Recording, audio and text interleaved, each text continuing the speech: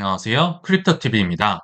오늘은 모든 게 오르는 랠리 속에서 각 국가들과 기업들이 어떤 식으로 포모를 준비하는지 알아보도록 하겠습니다. 우리 과거에는 Everything Rally, 최근까지도 많이 쓰고 있는 단어인데요. 근데 이게 최근 들어서 조금 용어가 바뀐 것 같습니다. 최근 언론에 보면 디베이스먼트 트레이드라는 단어가 많이 보이는데요. 사실 비슷한 얘기지만 굳이 따진다면 요게 원인이고 이게 결과겠죠. 왜냐면 돈을 많이 찍어내니까 화폐 가치가 떨어져서 그것 때문에 정말 모든 것이 오르는 만물 랠리 상황이 오고 있다. 그래서 최근에도요, 월가에서 디베이스먼트 트레이드로 인해서 금도 오르고, 은도 오르고, 비트코인, 주식, 부동산, 죄다 오른다. 국채 금리까지 올라가는 참 재밌는 상황이 벌어지고 있는데, 통화 가치가 녹아내리니까 아무튼 뭐라도 바꿔놓자. 현물화 해놓자. 이런 트레이드가 일어나고 있다. 근데 이게 굉장히 이례적인 상황인 겁니다. 왜냐하면 금과 비트코인 주식이 같이 오른다는 건 사실 경제학에서는 설명이 안 되는 거거든요. 참 이례적인 상황이 지속적으로 반복적으로 일어나고 있다. 근데 이 단어를 누가 먼저 썼는고 이렇게 얘기한 사람은 제가 모르겠지만 최근 들어서 좀 언론에 퍼뜨린 사람은 제가 볼 땐 JP 모건 같습니다. 제가 10월 2일자로 이런 기사 소개드렸던 기억이 나는데요. JP 모건이 금 랠리를 따라서 비트코인도 조만간 따라 올라갈 거야. 그래서 금 랠리가 가면 항상 역사적으로 비트코인이 따라갔었잖아요. 그래서 이 랠리를 따라갈 때 비트코인은 지금 수준에서도 40%로 올라갈 수 있다. 비트코인 싸다, 사라, 이런 식으로 언론 기사가 나오죠. 다른 사람도 아니고 JP 모건이 이런 얘기를 계속 반복적으로 하고 있다는 게 참 재밌는데요. 여기에서 법정 화폐 가치 하락에 따른 이른바 디베이스먼트 트레이드가 나오고 있다. 이런 단어가 등장을 해서 제가 기억이 나서 가져와 봤습니다. 돈이 녹습니다라고 하면서 가로 열고 비트코인 사세요. 가장 많이 오를 겁니다. 요런 아마 테마라고 해야 될까요? 계속 퍼져나가지 않을까 생각이 들고요. 그럼 실제로 올해 25년 초 1월 달부터 어떤 자산이 가장 많이 올랐는지를 제가 한번 가져와 봤는데요. 좀 보시기가 어렵게 돼 있지만 의외로 1위는 은입니다. 여기 은, 실버가 63%나 오르면서 1위를 차지했는데요. 우리 은 투자하시는 분들은 아시겠지만 와, 정말 정말 안 오릅니다. 코스피나 국장은 욕이라도 먹지 은은 욕조차 안 나올 정도로 정말 안 올랐는데 의외로 압도적인 올해 들어서는 1위를 차지하고 있어요. 그래서 그렇게 많이 올랐다는 금도 2위입니다. 그러니까 압도적으로 은이 지금 앞지르고 있다. 또 공교롭게도요, 디지털 금, 비트코인이 32% 올랐을 동안 디지털 은이라고 해야 될까요? 실제 많이 사용하는 이더리움이 오히려 비트코인보다 올해는 많이 올랐네요. 그리고 그 외에도 이제 S&P 500, 나스닥, 달러, 국채금리 여러 가지가 있는데 이거 보기가 힘드니까 제가 AI로 한번 정리를 해봤습니다. 올해 들어서 가장 많이 오른 거 당당하게 1위는 은이 차지를 했고요. 63%, 금이 2위, 3위는 이더리움, 4위는 비트코인, 은금 순으로 이렇게 됐네요. 그리고 의외로 S&P 500과 나스닥이 17%, 14%밖에 안 올랐습니다. 그러니까 지금 불장이네 뭐네 하고 있는데 실상은 AI라든지 굉장히 특정 섹터 위주로만 많이 오르고 여기 나와 있죠. AI 테마 중심의 상승세가 유지되고 있고 전반적인 지수라든지 대부분의 종목들은 막 그렇게 재미없는 종목들도 지금 많이 있다는 거예요. 그래서 지수 자체로 보면 별로 재미없다. 개별 종목은 날아가고 있지만 이거 달러 지수나 국채 금리는 거의 똔똔 수준으로 본전치기 수준으로 가고 있고요. 오히려 지금 석유값은 많이 떨어지고 있는 올해 들어서 이런 상황에 처하고 있는데요. 자, 이 장면을 보고 한 명의 인물이 떠올라야 됩니다. 24년 11월에 이런 상황이 올 거라고 예상을 한 우리 기억나시죠? 스티븐 미란이라는 경제 책사, 현재는 이제 트럼프의 거의 오른팔 느낌으로 있고 연준 이사로도 들어갔었죠. 분명히 이 친구가 이렇게 얘기를 했었습니다. 관세 폭락, 관세 전쟁 디자이너기도 하잖아요. 그래서 트럼프 시대가 오면 코인이랑 금을 사라. 주식이 없는 게 제가 이상하다라고 얘기를 드렸던 기억이 나는데 뭐 비트코인이라고 얘기를 안 했습니다. 크립토와 금을 사세요. 아마 압도적인 수익률을 거둘 겁니다. 계속 이런 식으로 갈지 한번 지켜보시면 좋을 것 같아요. 그리고 개인적으로 뭐 참고사항이긴 하지만 그럼에도 우리는 주식 투자도 뭐 해야 된다고 생각이 들거든요. 최근 오늘 아침을 보니까 또 삼성전자가 심쿵, 막 심장이 쿵쿵거리게 많이 올라가고 있고 제가 봤을 때 이제 삼성전자를 기다렸던 뉴스가 거의 다 나왔습니다. 오픈 AI에 이어서 엔비디아까지도 납품을 하겠다. 뭐 공식은 아닌데요. 뭐 사실상 확정됐다. 뭐 이런 뉴스가 나오더라고요. 그래서 8만 5천 원대인가 한 3개 정도 팔았고, 오늘도 한 5개 정도 팔 것 같고, 뭐, 이제 분할 매도 슬슬 들어가야 될 것 같아요. 뭐, 더 오를 수는 있겠지만, 제가 볼 때 웬만한 뉴스 이제 다 나왔다. 그래서 이제 개미들이 달라붙는 그 좀 순간만 남아있는 것 같아서, 올라가면 뭐 10개, 15개, 20개, 25개, 30개 이렇게 크립토를 우리 나중에 불장이 왔을 때 예행적으로 뭐 매도 연습하는 그런 느낌으로 지금 분할 매도를 들어가고 있다라고 생각을 해주시면 되고요. 자, 이렇게 팔았다고 해서 바로 뭐 크립토를 사거나 이러면 안 되겠죠. 소고기도 조금 사 드시고 저는 아예 출금을 해야 된다 생각이 들어요. 그래서 크립토가 또 언젠가 올지 모르는 조정, 뭐 그때를 대비해서 이제 코인을 나중에 우량 코인 위주로 사겠지만 바로 막 이거를 투자를 하고 이런 건 아니다. 우리 크립토 정말 불장 때도 좀 참고를 해주시면 좋을 것 같아서 말씀을 드려봤습니다. 근데 삼성전자에는 뭐 엔비디아 납품, 뭐 SK 하이닉스에 뒤처져 있었으니까 그게 이제 가장 뭐 최고의 타이틀 기사였다고 한다면 크립토 쪽에서는 제가 계속 강조드렸지만 미국 정부, 연방 정부의 전략 비축 이 뉴스가 저는 거의 뭐 피크 하이라이트 중에 하나가 아닐까 생각이 들거든요. 아직까지는 근데 연방 정부는 주춤하죠. 계속 뒤로 미루고 있는 뉘앙스지만 다른 곳들, 뭐 다른 국가, 다른 주에서는 미리 준비를 하고 있다. 왜냐하면 이미 축포를 터뜨리고 난 다음에 들어가면 늦겠죠. 그래서 오늘 오전 뉴스에도 보셨겠지만 룩셈부르크의 국부펀드가 유럽에서 최초로 드디어 처음으로 비트코인 ETF를 샀다고 합니다. 이거 굉장히 긍정적인 뉴스입니다. 일단 룩셈부르크의 국부펀드 운용 자산의 1%를 이미 비트코인으로 썼다. 이미 샀어요. 그리고 최대 15%를 크립토 등 대체 투자에 할당할 수 있도록 했다. 아까 보셨죠? 디베이스먼트 트레이드가 나오기 때문에 대체 투자, 뭐 주식이든 부동산이든 뭐 비트코인이든 심지어 뭐 논밭이나 뭐 임야가 될 수도 있겠죠. 숲이 될 수도 있고 아무튼 뭔가로 바꿔놔야 되는데 그중에 1%를 투자했다. 그럼 일단은 이 1%가 어느 정도 될지 제가 여러 AI를 돌려서 확인을 해보니까요. 확 딱 이렇게 뭐 확정된 답을 주진 않았지만 대체적으로 룩셈부르크의 국부펀드는 약 1조 원 정도를 운영한다고 합니다.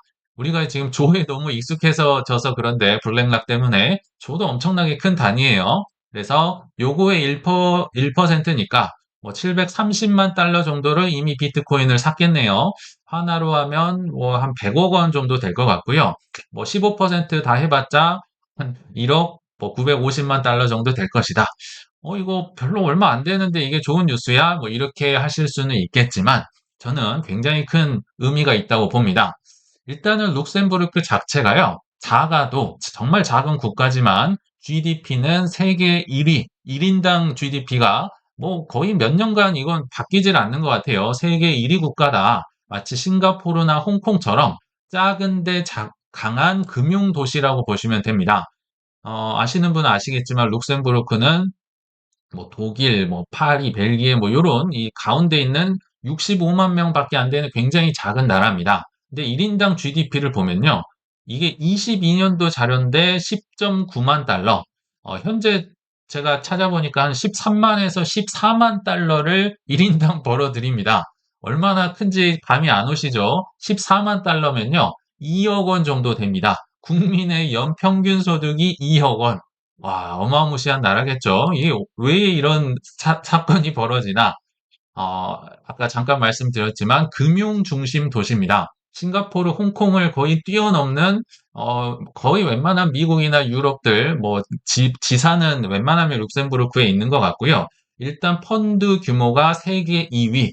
펀드란 펀드는 여기에 다 있다는 겁니다. 세계 1위는 당연히 미국일 거고요. 세계 2위 펀드랑 펀드는 여기 다 있다. 그리고 낮은 법인세나 뭐 여러 가지 세제 혜택이 있어서 기업들이 좋아하고요. 또 높은 복지 수준, 의료나 교육이나 이런 걸 유지하는 게 어렵긴 한데요. 돈을 많이 벌면 어렵지 않습니다. 해결이 잘 되겠죠. 뭐 프랑스나 이런 데는 GDP가 떨어지니까 문제가 될 수 있지만 여기는 세계 1위를 계속 유지하고 있기 때문에 높은 복지 수준도 유지를 하고 있다.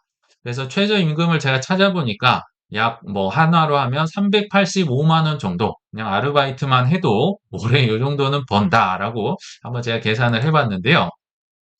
한번 이걸 생각을 해보시죠. 지금은 얼마 안 된다고는 하지만 GDP 1위 국가가 심지어 비트코인까지 사서 수익률도 더 많이 올라가고 그럼 GDP도 더 올라가겠죠. 자, 세계 1위가 자꾸 비트코인 투자로 재미를 보고 있는 거를 여기에 인접하고 있는 국가들, 특히나 여긴 작은 나라이기 때문에요. 프랑스, 독일, 벨기에 뭐 이런 분들이 그냥 자기 나라에서 출퇴근을 한다고 해요. 룩셈부르크에서. 그래서 지금 여기는 65만 명이라고 하지만 이런 뭐 금융 인구들, 금융 뭐 이 분들을 감안하면 과연 100만 명 정도 뭐 이렇게 유동 인구가 있다고 해요. 그래서 이런 분들이 GDP 1위 국가의 수익률을 본다면 어떻게 할까요? 예전에는 뭐 그냥 범죄자들 거 뺏어내기만 하고 그냥 좀 수동적으로 했지만 당연히 투자를 나서지 않을까요? 그래서 이 최초가 중요하더라. 이제 막 발걸음을 뗐다. 그래서 비트코인의 미래는 여전히 밝고 앞으로도 계속 갈 것이다. 그래서 참고로 역시 제 얘기를 드리면 뭐 추석 연휴 잘 보내셨는지 모르겠습니다. 저희 두 아들이 있는데요. 추석 용돈을 한 15만 원씩 받았더라고요. 그래서 저는 요거를 각각 이제 뭐 제 이름으로 하긴 하지만 잘 안 쓰는 뭐 빗썸이나 코인원이나 이런 거래소를 통해서 15만 원씩 비트코인을 뭐 거의 강제로 또 매수를 하게 했습니다. 한 1년 전쯤에는 이더리움을 강제 매수를 하게 해서 두 배까지는 아니지만 두 배 정도 지금 한 31만 원 뭐 이 정도 돼 있는 것 같더라고요. 근데 비트코인도 사서 뭐 지금 비싸긴 하죠. 비싸긴 하지만 좀 환전하는 개념으로 뭐 달러를 바꾼다는 이런 느낌으로 사서 좀 더 이제 뭐 지켜보려고 하는데 어떻게 될지 또 나중에 한번 말씀을 드려보도록 하겠습니다. 그래서 미국 연방정부는 일단 일시정지 조금 주춤하고 있지만 대신에 주정부, 미국에는 주정부가 있죠. 비축법 이미 두 군데 정도는 통과가 됐다고 예전에 소개를 해드렸고 이제 스테이블 코인 발행을 심심찮게 하고 있다. 그래서 어제 뉴스를 보니까요. 노스다코다라는 미국 주에서 미국 최초로 주가 발행하는 스테이블 코인이 출시됐다고 하는데요. 최초, 물론 좋은 단어긴 한데, 제가 볼 때는 최초는 아닌 것 같거든요. 뒤에서 말씀드리겠지만, 아무튼, 되게 빨리 스테이블 코인을 발행했다. 그래서 26년 출시할 예정이다.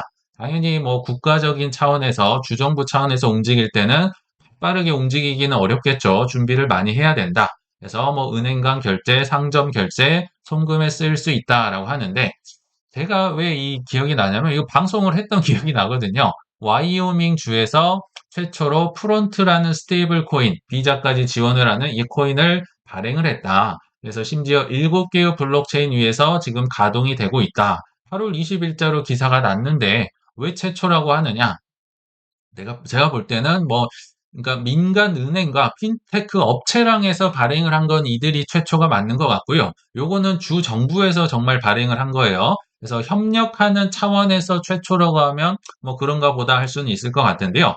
뭐 누가 최초가 중요한 게 아니라 최초든 간에 어느 블록체인 위에서 런칭이 되는지 오랜만에 한번 복습을 해보도록 하겠습니다. 자, 과거에 와이오밍 주가 있었고 최근에 노스다코타도 스테이블 코인을 발행을 하더라. 그래서 와이오밍주는 이미 시범 운영에 들어가고 있습니다. 노스다코타는 26년의 예정이다. 다만 이제 핀테크 기업들, 은행과 함께하는 뭐 그런 쪽으로 보면 여기는 최초라고 보시면 되고 여기는 와이오밍 주에서 발행을 하고 그래서 이용 목적을 보면요. 이 노스다코타는 은행 간 결제, 상점 결제, 해외 송금 정말 실생활에 쓸 법한 요거를 좀 오픈을 해서 뭐 그런 의미로 보면 최초라고 본다면 와이오밍 주는 일단은 조금 소극적으로 공공기관 결제나 세금 납부나 주내의 디지털 경제 뭐 이런 쪽으로 쓰면 좋겠다. 뭐 지역 화폐 우리로 치면 그런 느낌으로 일단 시범을 운영을 하고 있다고 해요. 근데 우리에게 중요한 이제 블록체인 어떤 고속도로 위에서 발행을 하느냐? 노스타보다는요 솔라나 기반이다라고 이제 여러 영문 기사를 제가 찾아보니까 솔라나 쪽이 맞는 것 같습니다. 요거를 위주로 쓰고 대신에 와이오밍주는 이더리움 기반의 고속도로를 많이 쓴다. 근데 조금 이상하죠? 앞선 기사에서는 7개의 블록체인 위에 올라갔다고 했는데 AI로 제가 정리를 시켜보니까 이더리움이라고 합니다. 왜 이런 얘기가 벌어지냐면요. 그 7개를 한번 찾아보면 자, 이더리움, 솔라나, 여기도 솔라나, 저기도 솔라나가 있네요. 아비트럼, 아발란체, 폴리곤, 옵티미즘, 베이스 등 7개라고 하거든요. 근데 가만 보면 7개라고는 하지만 이더리움 레이어 2 아비트럼, 역시 이더리움 레이어 2 폴리곤, 레이어 2 옵티미즘, 레이어 2 베이스 7개 중에 5개가 이더리움 위에서 또는 그 지선으로, 그러니까 이더리움을 경부고속도로라고 한다면 그 지선, 국도와 경부선에 있는 게 5개나 있어요. 그래서 AI가 그냥 자기 마음대로 이더리움 기반이구나. 이렇게 봤다고 보시면 좋을 것 같아요. 근데 9월 초 기사를 보니까 와이오밍 주에서 스테이블 코인 프론티어의 헤데라 고속도로도 런칭을 했다. 왜냐면 헤데라도 엄청 빠르고 싸거든요. 나중에 뭐 알고랜드라든지 뭐 우량 코인들 안에서도 런칭이 되지 않을까 생각이 드는데 자, 그럼 한번 정리를 해보시면요. 지금 실사용처가 이제서야 뭐 최초라고 하면서 막 등장을 하고 있어요. 근데 이 자체만으로는 엄청난 파급 효과가 당장은 있진 않아요. 룩셈부르크가 샀다고 해서 아까 그 뭐 한 100억 원 정도 샀다고 해서 비트코인이 폭발하진 않겠죠. 이거 주정부들이 이제 막 스테이블 코인을 발행을 하고 한 예가 될 수 있겠지만 폴리마켓에서는 이제 폴리곤 고속도로를 많이 쓰고 잘 나가고는 있지만요. 자, 요런 친구들의 수수료 수익이 급등하지는 않습니다.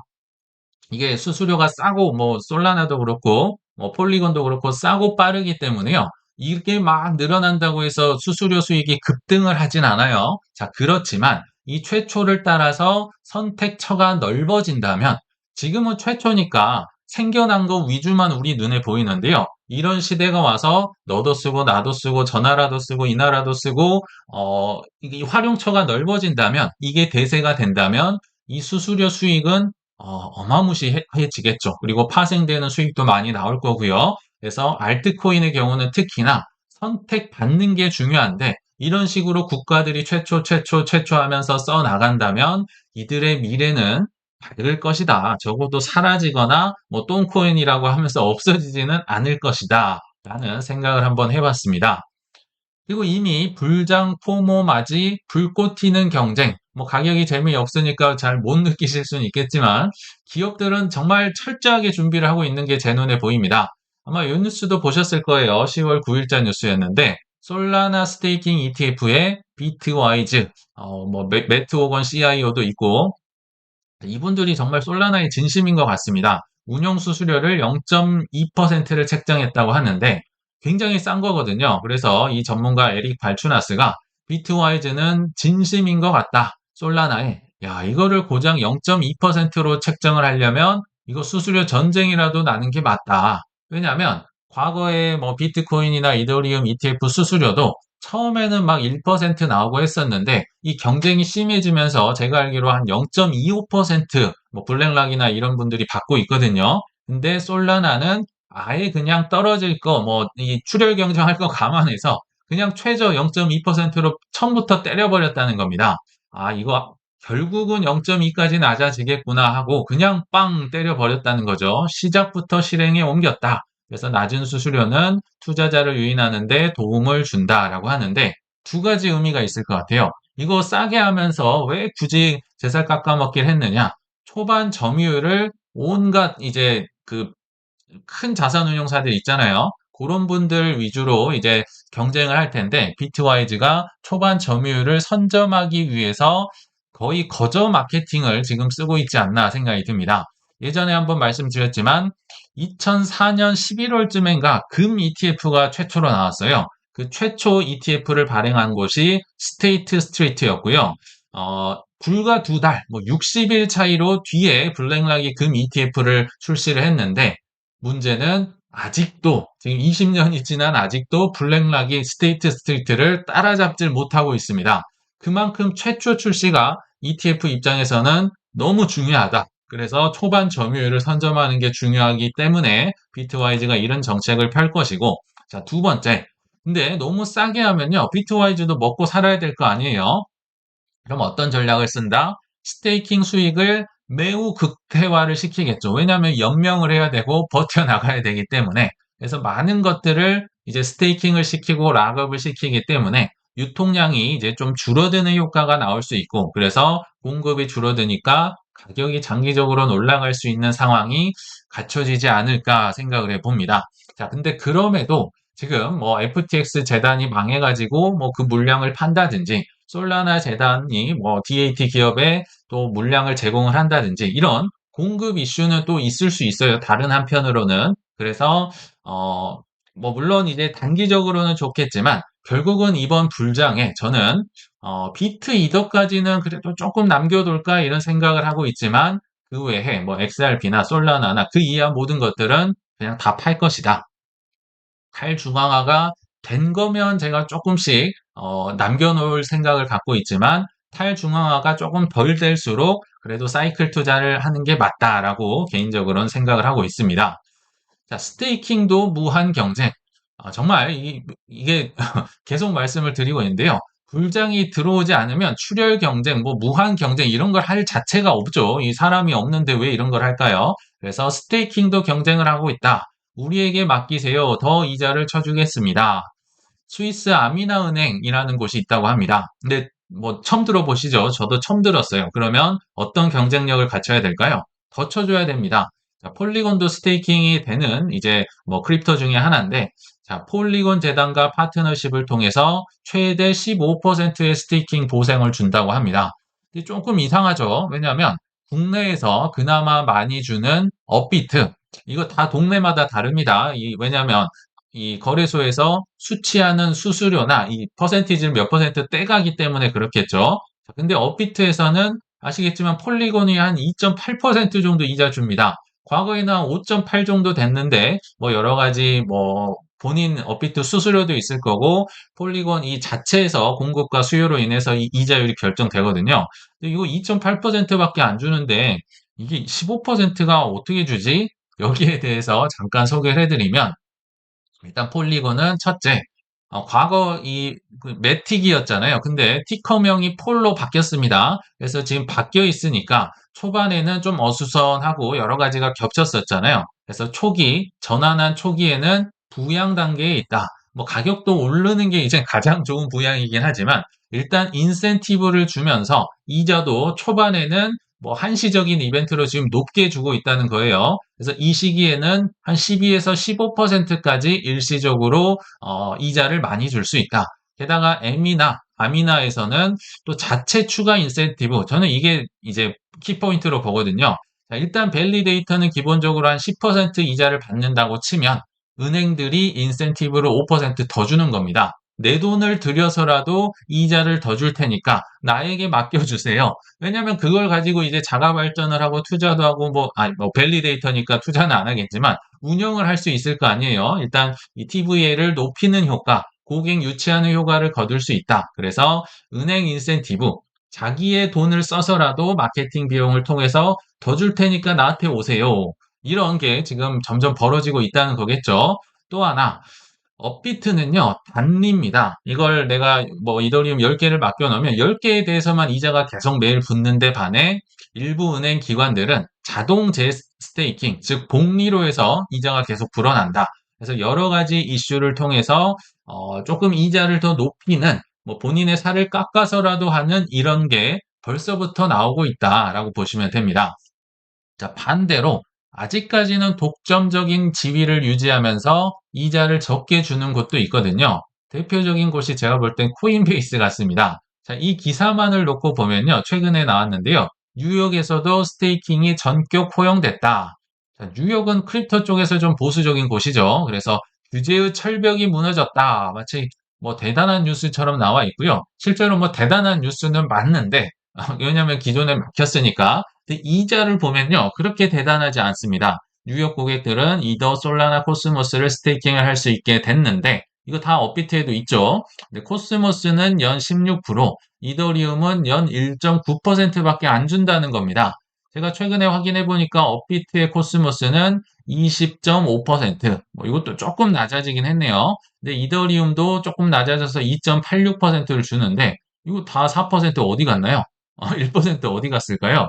이거는 제가 볼 때 코인베이스가 이제 뭐 거의 독점적 지위를 누리니까 아직까지 미국에서 이렇게 잘 나가니까 좀 덜 주는 것 같은데요.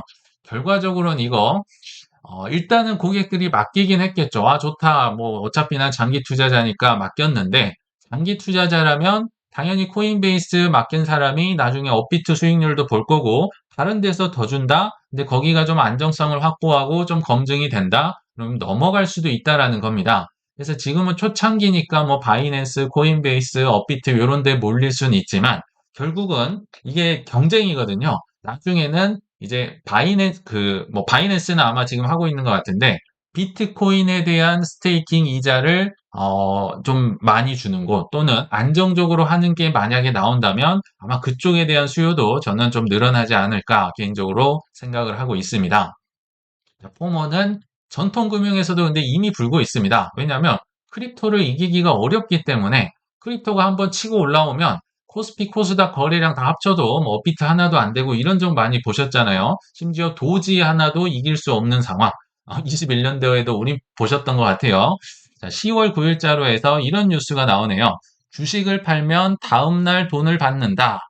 그러니까 우리 아직도 주식을 팔면 당일은커녕 D 플러스 2일이 나오잖아요. 그러니까 이런 추석 연휴 잘못 걸리면 추석 연휴 전에 팔고 뭐 10일 정도 후에 돈을 받는 말도 안 되는 상황이 벌어질 수 있다는 겁니다. 그러니까 이분들도 이거 하기 싫은데 지금 어쩔 수 없이 결제 주기를 단축하려고 한다는 거예요.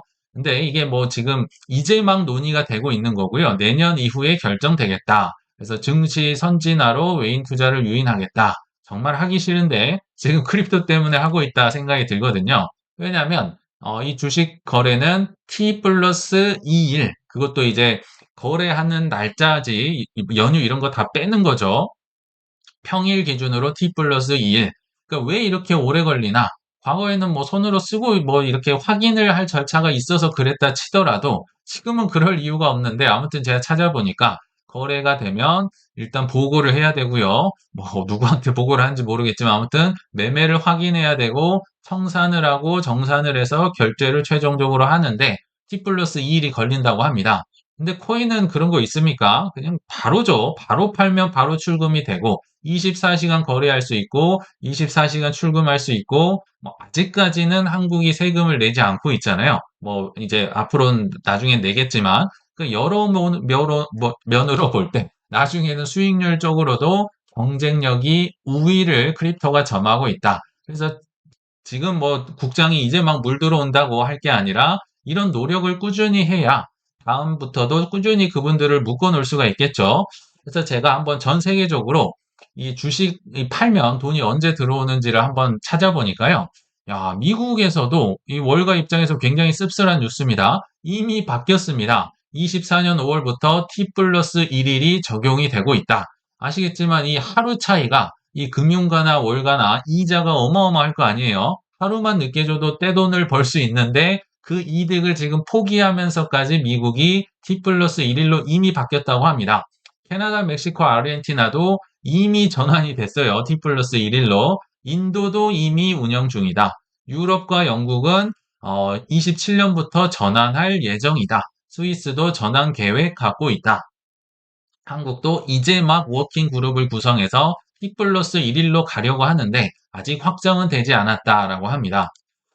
한번 정리를 해보면요. 현재 보면 전통 금융들, 그렇게 부자들, 기가 센 분들, 예를 들면 은행들, 그리고 스위프트. 야, 스위프트가 이 느리고 답답한 시스템으로 몇 조 원의 수익을 가져갔었는데, 뭐, 리플, 스텔라, 트론 이런 게 나오니까 정말 할 말이 없어지고 있는 거죠. 그리고 증권사도 지금 단축을 하고 있고, 뭐 24시간 거래를 하고 있다라고 하고 있고요.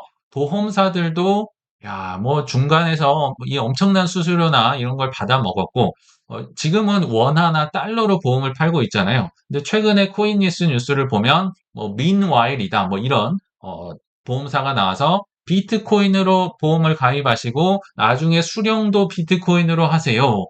사실 이 아까 디베이스먼트 트레이드로 인해서 보험사가 버는 수익이 엄청났는데 원화의 가치가 떨어지니까 뭐 나중에 100만 원 줘봤자 얼마 되지도 않잖아요. 1000만 원이라고 해봐도. 근데 비트코인으로 준다면 보험사 입장에선 손해입니다. 그렇지만 고객들이 좋아할 거니까 이런 식으로 바뀌어 가고 있겠죠. 지금 기득권들이 전통 금융들이 기득권을 내려놓으면서 크립토 시장으로 넘어오고 있다는 겁니다. 왜요? 돈이 되니까, 투명해지니까, 대세가 되고 있으니까. 그리고 아까 보셨던 국가, 연기금, 미국 주정부에서 비축을 한다면 정말 어마무시한 뉴스들이 우리 앞을 기다리고 있다. 좀 장기적으로 보셨으면 좋겠다 싶어서 이런 얘기를 드렸습니다.